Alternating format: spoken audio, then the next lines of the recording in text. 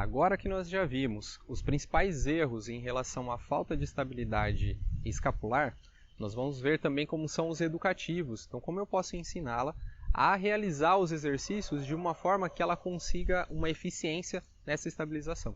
Então, a partir daqueles principais erros, existem formas realmente de comando que eu posso transmitir para que ela simplesmente corrija esse movimento sem que haja nenhum tipo de fortalecimento, nenhum outro tipo de intervenção, a não ser essa intervenção de comando, essa conversa. Então ela vai criando essa consciência, de repente só de ter essa tarefa significativa já tem uma mudança.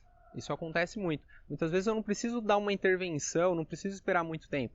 Se eu disser para ela, se eu der alguma orientação, ela pode ser que ela corrija aquele movimento e acerte aquele movimento naquele treinamento já, especificamente nele. Então, assim como eu falei dos principais erros, um dos educativos que são muito interessantes, principalmente na questão da elevação aqui da escápula, desse excesso de tensão no trapézio, é um movimento que eu chamo de arco e flecha.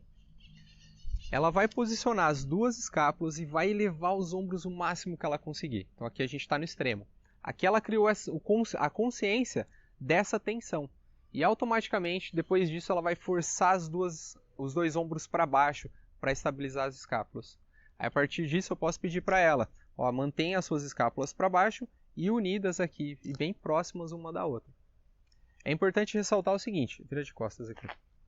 Quando eu falo que o movimento sobe, que o movimento é para baixo e para dentro, é para baixo e encaixando para dentro. Não é em excesso. Ela não vai juntar as duas escápulas porque isso gera um excesso de tensão.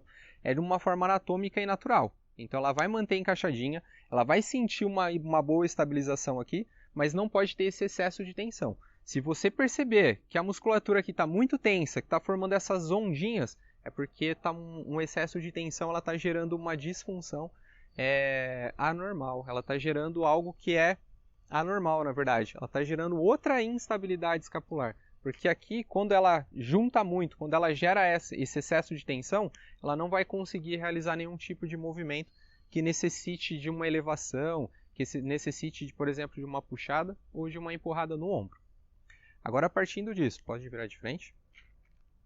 Além do arco e flecha, agora um educativo que é muito utilizado em movimentos como puxadas, como movimento de supino, flexão de braço.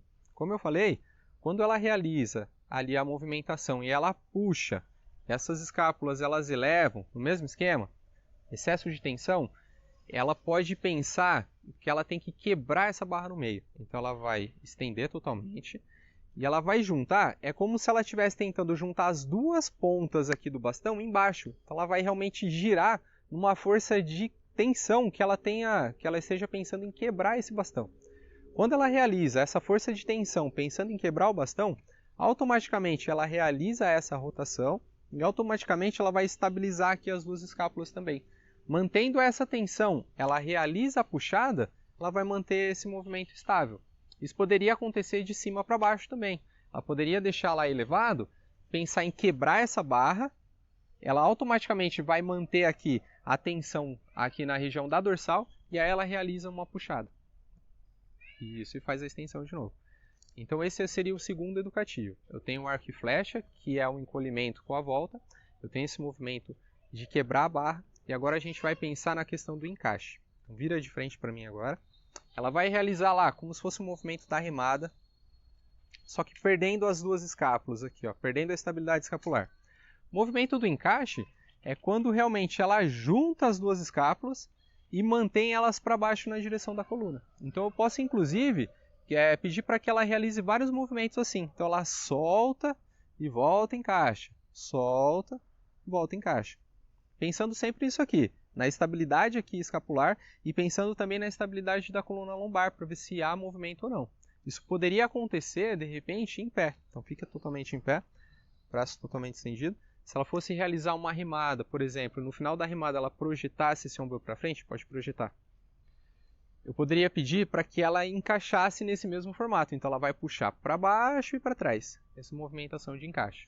Então esses são os 3 educativos que vão possibilitar uma melhora dessa instabilidade escapular sem muita intervenção. Então eu só dou um comando, só dou uma tarefa para ela e muitas pessoas isso vai bastar para corrigir o movimento, ok? Na próxima aula a gente vai ver o fortalecimento, como eu posso fortalecer, como eu posso gerar uma intervenção que vai ter um trabalho muscular para melhorar essa estabilização escapular e melhorar a qualidade de movimento. Então, até já!